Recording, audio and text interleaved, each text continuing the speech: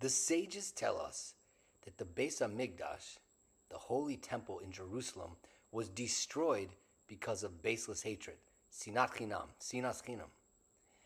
What does that mean, baseless hatred?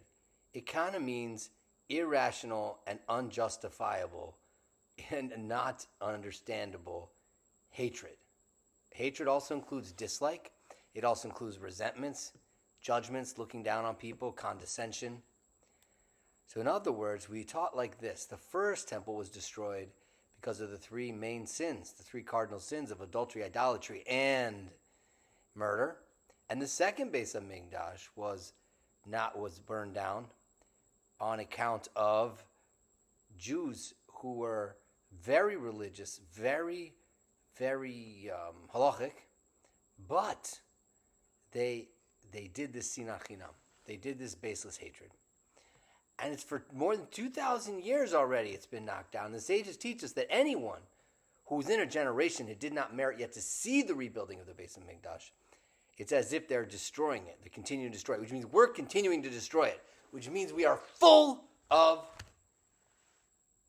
baseless hatred. We all know that's true.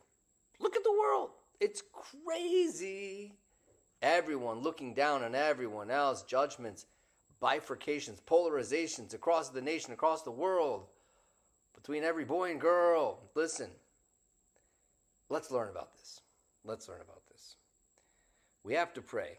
And I had a client say a crazy thing this week. He said, just because you pray to God doesn't mean he's going to shove like a corn dog or chili dog through your mail slot. Just because you pray to God doesn't mean he's going to shove a chili dog through your mail slot.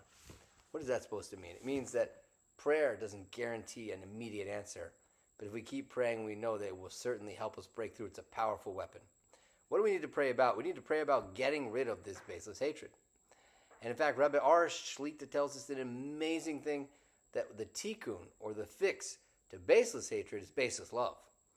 So if I hate Bob just because he walks weird, then I need to love Bob because he walks weird.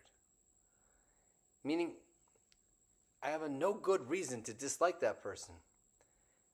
So I need to find no good reason to like that other person, to love that other person. It doesn't make sense you should love that person. It's not the type of person you would love or like.